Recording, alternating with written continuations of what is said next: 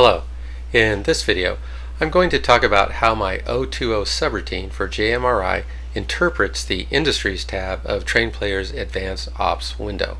On this side is the Advanced Ops window with the layout hiding behind it, and on this side is the JMRI Schedules window.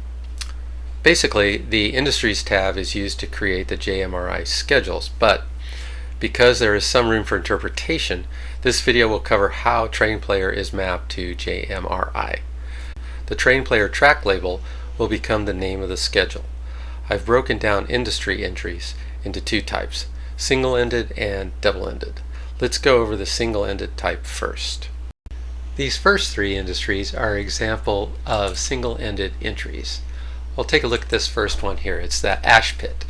It serves a gondola type of car and it ships cinders, so by implication it receives an empty.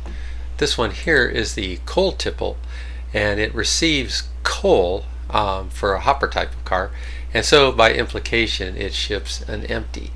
Now this one here, the box company, is also an example of single-ended. I'll go over it one by one. In this case, it's a box car that ships barrels.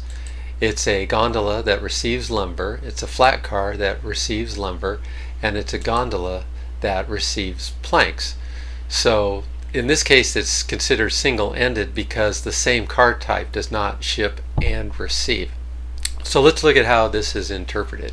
For this here, the ash pit, we'll look at this one, this schedule over here on JMRI, and it has one line. It's a gondola, it receives empty and ships cinders. The other type here, the coal, is this one, so we'll take a look at it. And it's a hopper type car, has one line, and it receives coal and ships empty. Now this one here, the box company, we'll look at that. That one has four entries, one for each car type. This gondola receives planks and ships empty. This box car receives empty and ships barrels. This flat car receives lumber and ships empty, and finally this gondola receives lumber and ships empty. So now let's look at progressively more complicated examples of double-ended entries. We'll start with this one here, dry goods. This industry serves only a boxcar type. It has a ship of dry goods and a receive of foodstuffs. So the way that is interpreted is it makes one line in the schedule. So it receives foodstuffs and ships dry goods. This one here, the freight station, has four entries.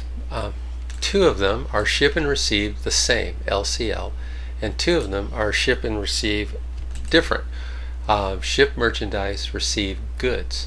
So the way that is interpreted is you get two line items in the schedule, one for type boxcar, LCL, it ships and receives, and the other is also for type boxcar, receives goods and ships merchandise.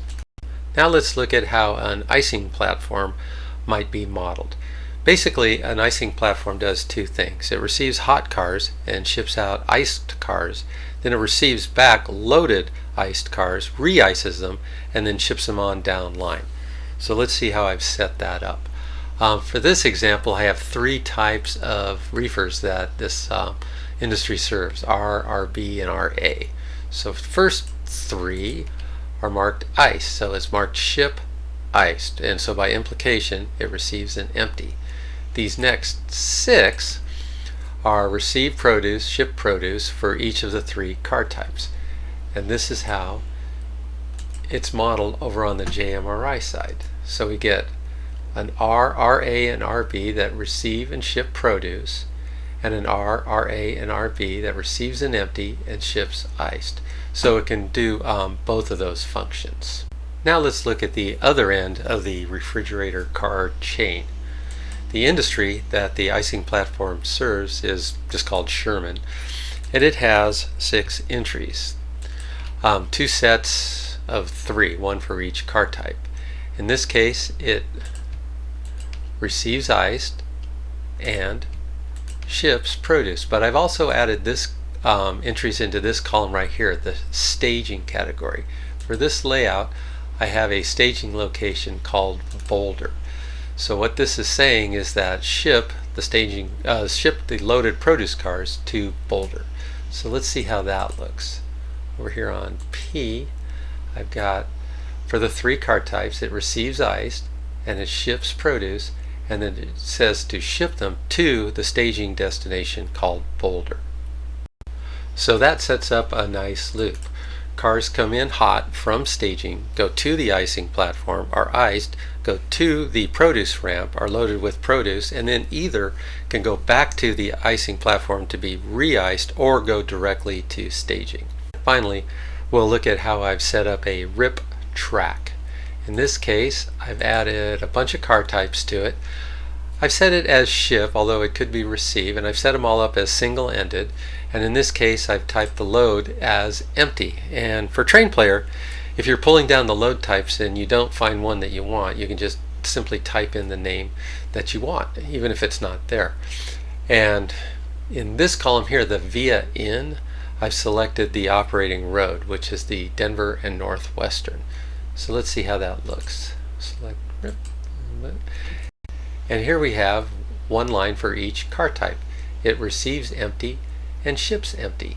And in this case, the road is listed as the Denver and Northwestern. It's the home road. So this track will only service home road equipment. And if you want to further limit the number of cars that go to your RIP track, you can experiment with this random column. So that's it. Thank you for watching.